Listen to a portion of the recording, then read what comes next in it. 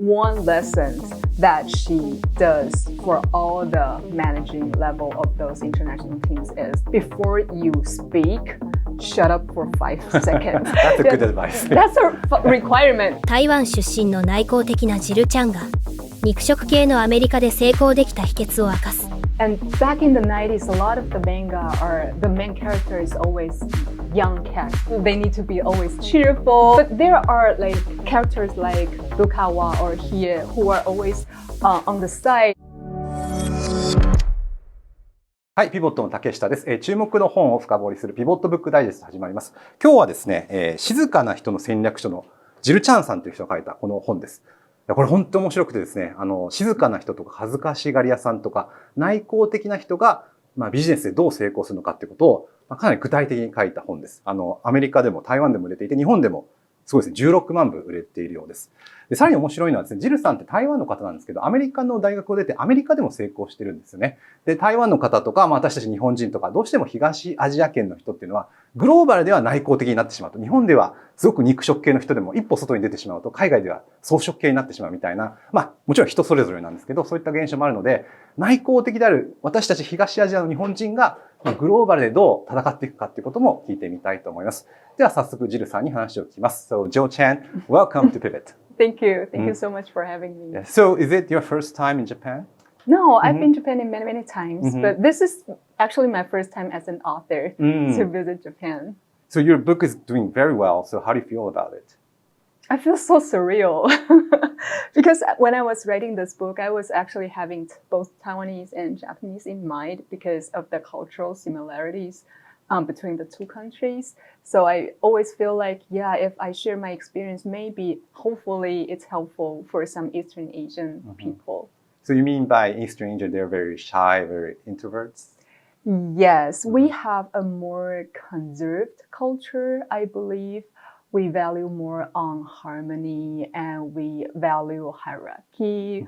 We sometimes we think a lot before doing anything. So I think culturally, Eastern Asian culture is a little bit more introverted than Western culture. I agree. That's the point we want to discuss today because, you know, we're taught that we don't have to speak up. Actions speak more than words. And it's, as opposed to Western culture, action is important, but also you have to speak up or express yourself. So maybe that's the challenge we as East Asians are facing today. Yes, like I'm not sure about your experience, but when I was little, it's all about lecture. Like we sit in classrooms, we're asked not to talk too much. Don't raise your hand too much, otherwise you're the troublemaker. But when I went to school in the US, it's totally opposite. Like people grade up, teachers grade us based on the times we raise our hand, the time we ask questions. So it's very, very different. I think your book inspired a lot of people in Japan. And here's a famous yin and yang chart, which is very famous, very ancient. There's a term in Japanese called inkya. Have you heard that phrase before? Inkya? Some of my readers say that, but I never did really get the sense.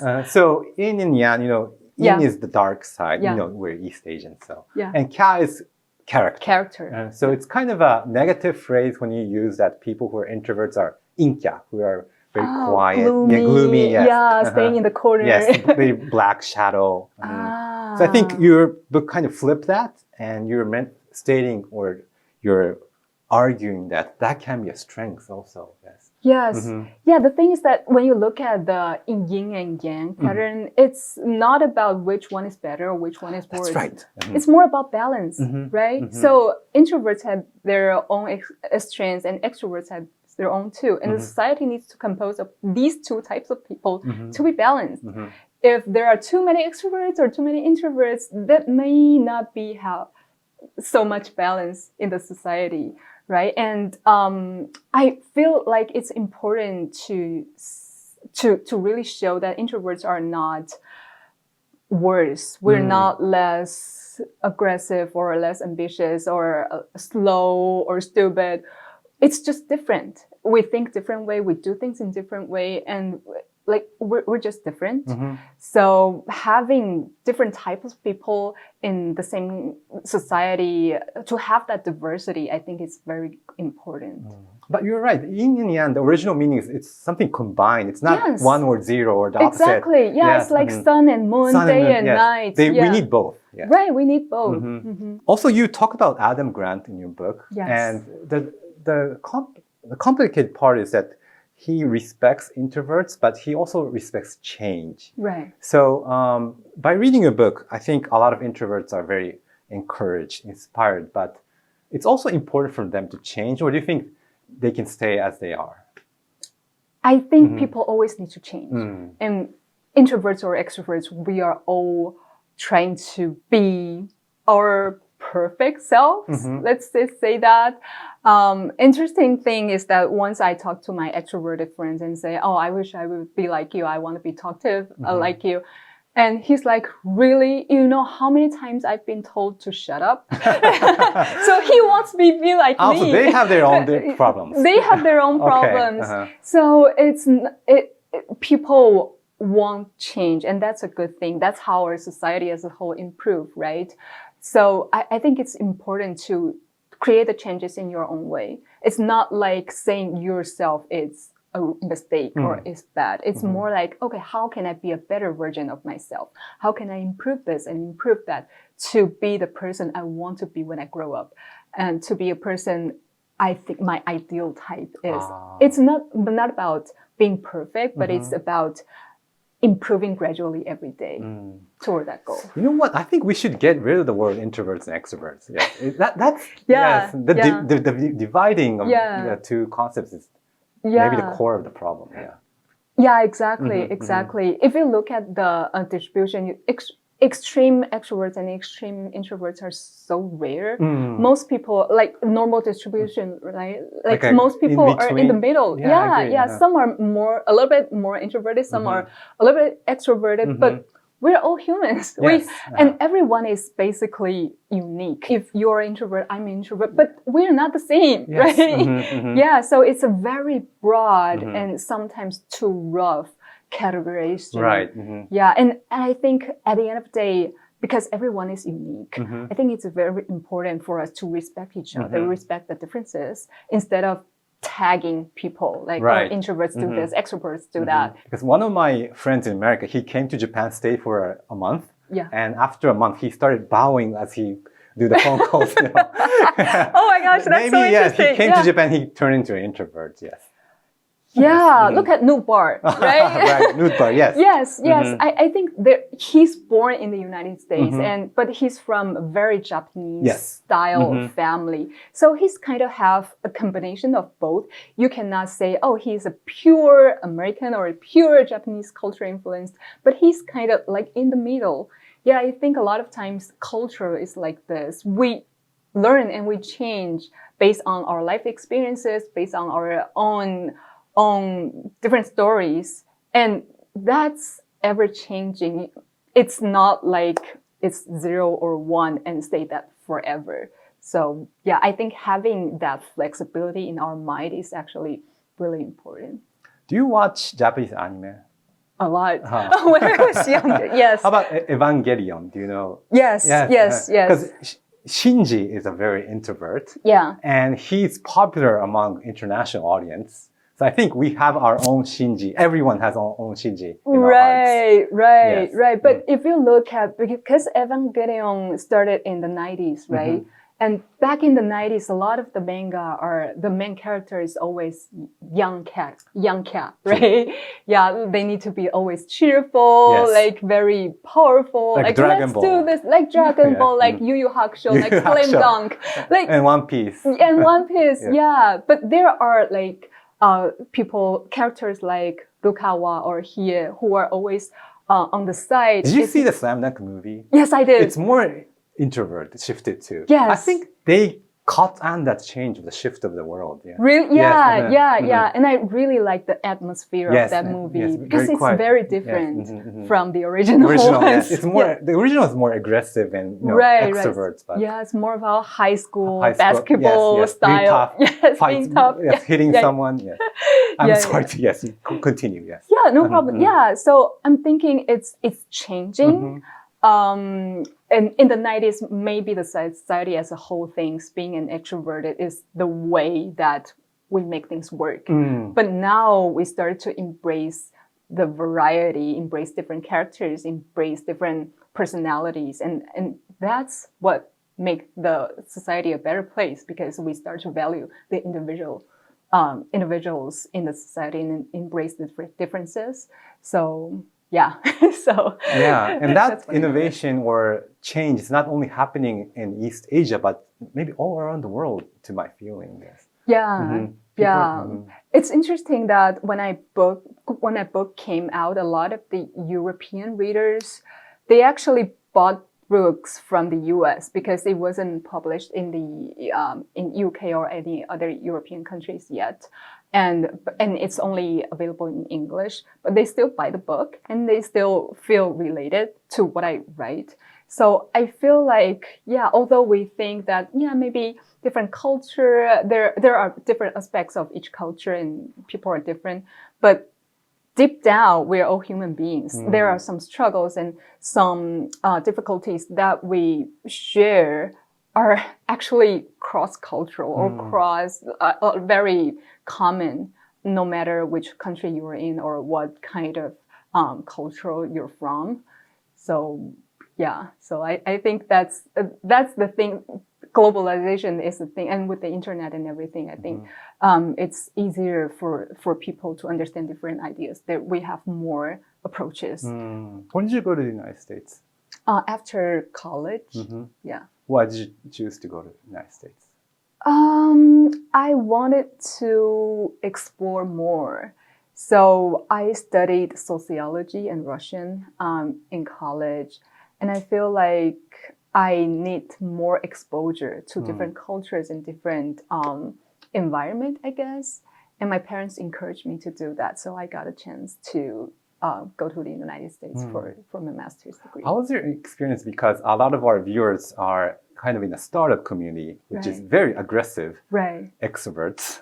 But if they want to go global, they have to be more aggressive.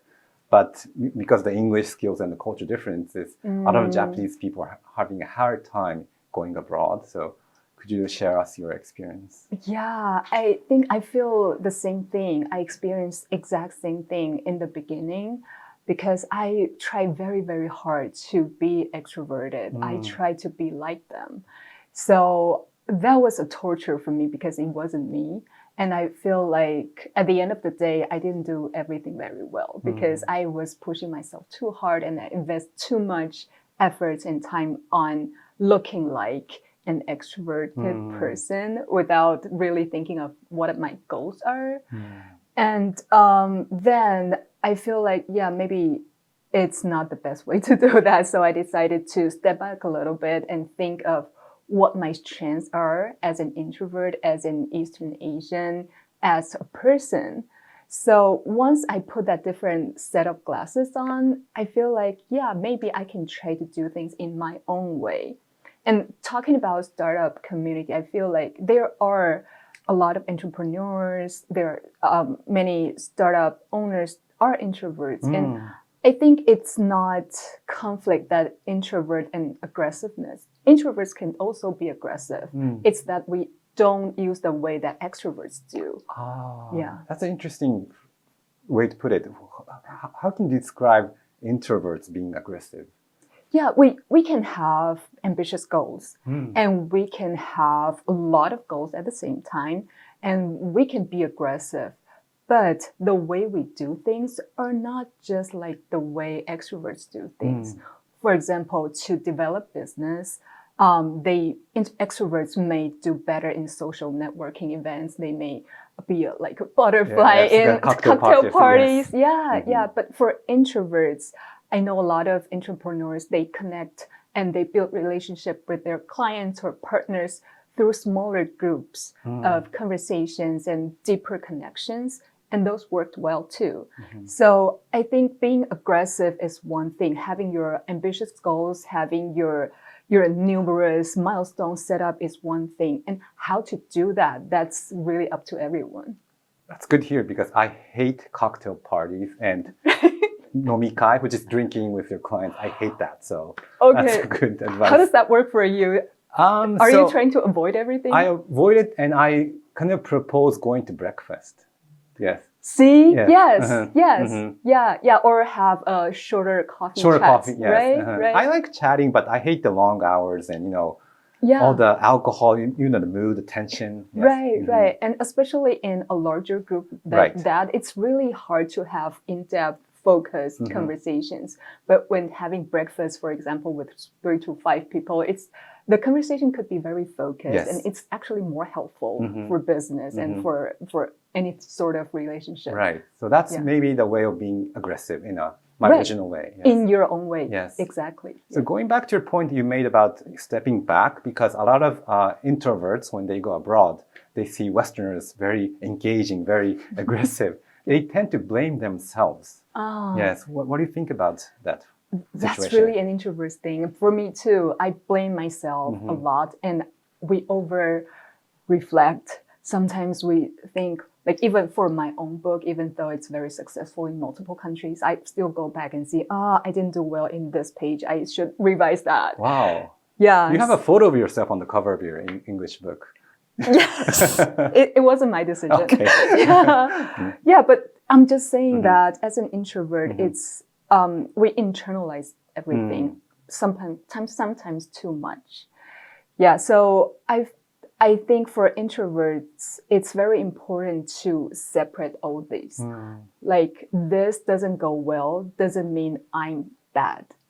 I think it's very important to know that this doesn't go well because there are so many external factors and the situation is different. The partnership may not work very well because of this and that. But that doesn't mean me as an introvert or me as an East Asian, me as a non-English native speaker isn't good enough compared to the Westerners. I see. That's a good insight. Yeah. So I have a map. I think you showed this figure in your book also that, this map shows that the blue part of the world is more extroverts and the purple is more introverts. Yeah. And it's surprising to learn that even in the United States, there's a lot of introverts. Yes. Maybe I have a stereotype, but. Me too. And I remember there was one time during they do in the US, they do happy hour. There was one time I went to happy hour with my colleagues and there was a table of 6 people. And we were talking about my book. And I noticed that, 5 people out of 6 said they were introverts. And I was so shocked. I'm like, how this is even possible? Like, you guys are so talkative. They're so loud all the time. They were on the phone all the time and they go to parties all the time. It's very different than the introvert in my definition, right? Yeah, so I asked them, why is this happening? This is very different from Asia. And they said, because we're trained this way. Interesting point. Yeah, from when they grow up, they are trained to make friends at the play yard. They are trained to speak up during classes. They're trained to do so many things to make connections. Whereas in Eastern Asia, it's not always the thing, right? Yeah, we are asked to stay quiet, to be principled, and to have good manners. But that's very different from the US culture. So I think there's in addition to the personality types, there's a cultural aspect to it too. That's an interesting point because when I looked at this map, it sounds strange that, Brazil, maybe my stereotype, but is an introvert, and US, there's a lot of introverts, but maybe the definition is different, the culture is different. Right, I think so. Because, Susan's book, Quiet Revolution, went well in the United States. Yeah. But I know a lot of readers of that book, but to me, they look like extroverts. Yes. Exactly, right? Yeah. So maybe they're trained they do show and tells from kindergarten. So they look like, aggressive and extroverts. But maybe inside. Maybe inside they just want to go home.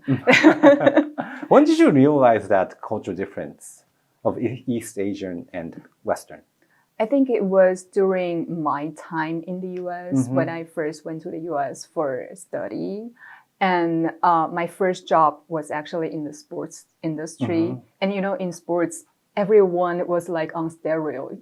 They are like, they need everything. It was in very fast pace, and people do brainstorming all the time. Oh, and I was in sports marketing. Wow. It was like one of the toughest environment for an introvert.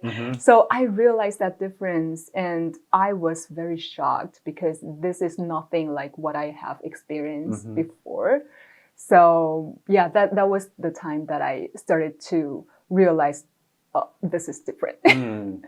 So could you give us some advice for introverts to, survive in such a world? Because like you said, you didn't just copy them or try to be an extrovert, but you accepted yourself and adapt. So any practical advice? Yeah, it's interesting because something I learned is that in the Western culture, they encourage people to maximize their strength.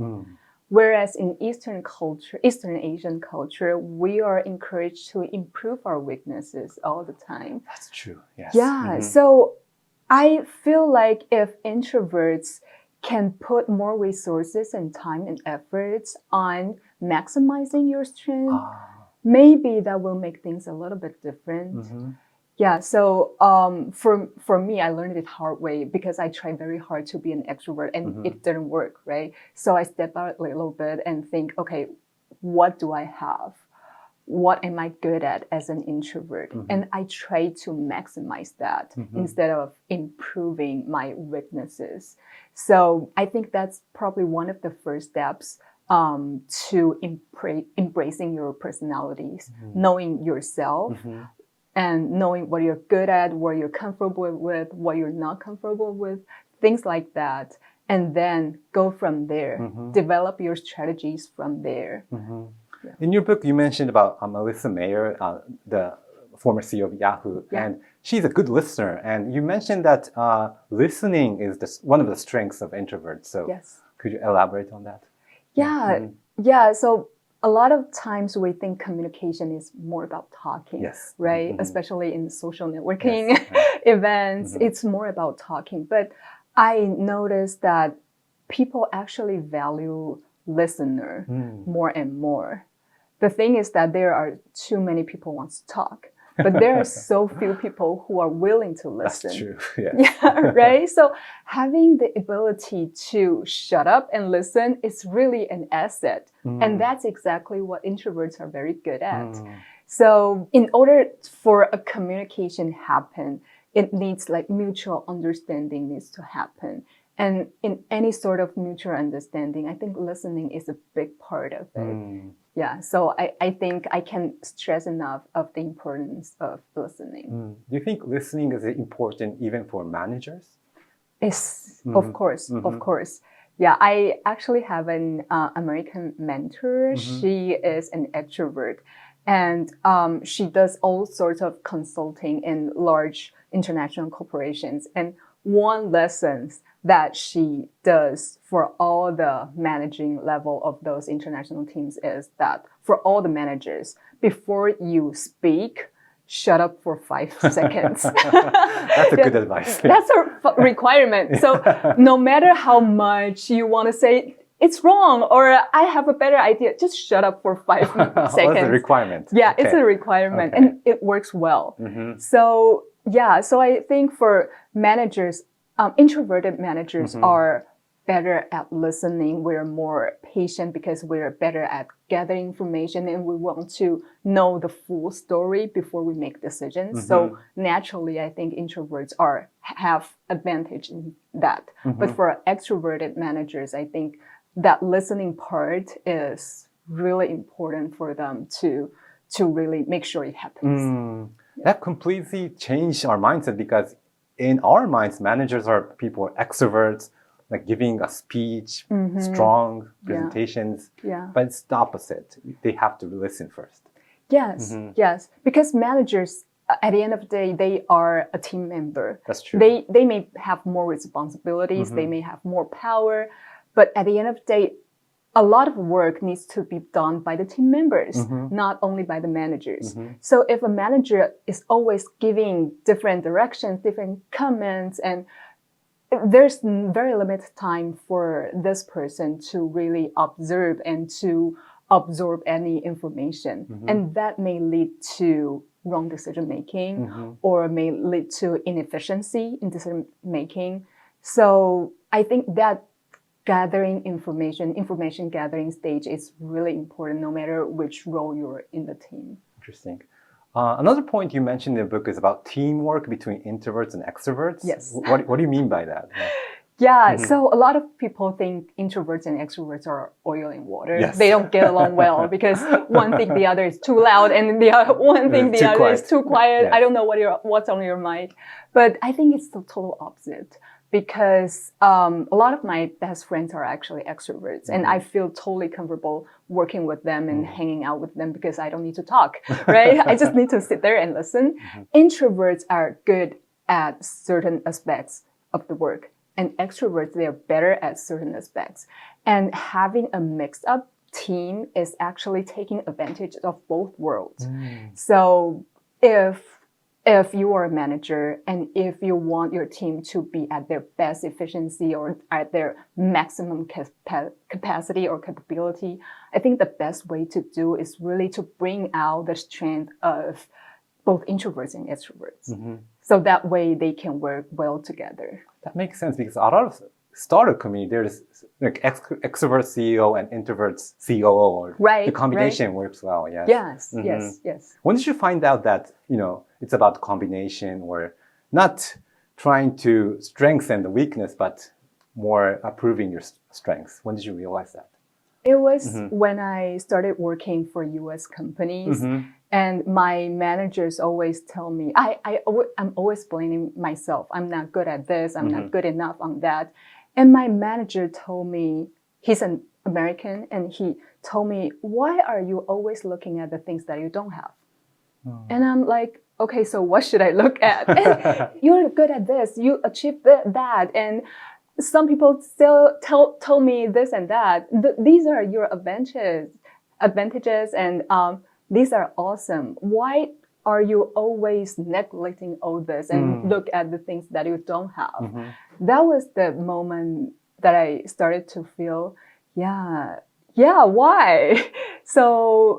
So yeah, maybe it was our cultural background or education, the way we were educated. But since that time, I started to think more about what I have, what my strengths are, instead of what I don't have or what my weaknesses are.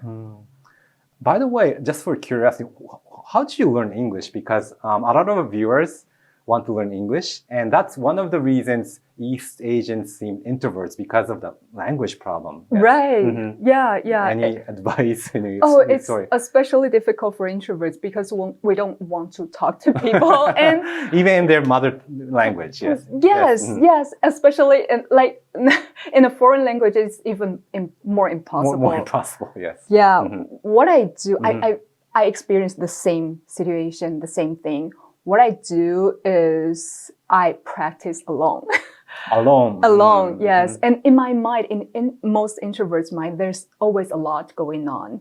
So I would use those as my practice scenarios. Oh, yes, that's good advice, yes. Yeah, like when I read the book and I really like the idea, I would imagine that I'm the author and I'm on the interview to talk about this book. How would I express my thoughts? How would I describe my theory? How would I help my audience? Things like that, because there's always so much going on in my mind. So I will never lag a topic. And another thing is that I listen a lot. So it's very helpful for introverts to listen and repeat. Like podcasts and... Yes, yes. Or watching a movie or watching Netflix. You can just listen to their tones, listen to what words they choose. And then when you're taking a train or when you're walking or when you're showering, you can just mimic those or repeat those. And those become your own vocabulary. So yeah, this is how introverts learn a different language without talking to people. Wow, that's a great point because I agree that introverts talk to themselves Yes. a lot in their minds. Yes. And you can do that in English. Let's try that. And Yeah, that's maybe the tip, yes. Yeah, it's helpful. It's helpful. How long did it take for you to be able to speak English? You give speeches in international conferences, so. Oh my gosh. Those were practiced. Those were planned. So I don't think that equals to speaking good English. I still, sometimes I cannot find the words. Sometimes I chose the wrong word. But I feel like, especially for Eastern Asian, a lot of time, because we grow up taking tests, right? Yes. It's all about achieving 100%, right? But in oral communication, especially in the workplace, they don't care about your grammar. They don't care about the word you choose. The really important thing, the core of communication is really understanding. So it took me a while to get rid of that. Okay, what's my grammar? Am I using past tense or certain tense? I started to change a little bit and then make my major purpose of helping people to understand what I'm thinking. And with that, I realized that I don't really need a very difficult word or I don't need to look smart. What I'm really doing is to helping people understand what's on my mind. And same with the others. My major task is really to understand what they're saying, what's on their mind. So I think having that understanding is very important instead of like chasing for like smart words or look smart or very difficult grammatical or perfectly grammar. I think helping each other to understand each other, it's the centerpiece of communication. Another way of introverts being aggressive, like passively aggressive. Passively aggressive. That's an interesting term. 台湾出身の内向的なジルちゃんが肉食系上司と付き合う戦術を明かす。You're managing your manager by letting the person know that these are the things that you've done. Proactive managing up. They won't bother you. They won't poke you and say, hey, what's up with that project? Or how's everything going? So my favorite smoke in those days was a fellow named Mainu. 著者の思いや日本語にまだ翻訳されていない生のグローバル情報をお届けします。Companies' work culture in the companies where people are stuck. I believe the only logical approach. Any advice for Japanese investors? So I cannot say too many times, stay with what you know, and that's how you'll be successful. Everybody knows something about something. Stay with it. Now, some people will say, oh, Jim, that's boring. Ryan, be boring. If you want to be a successful investor, be boring.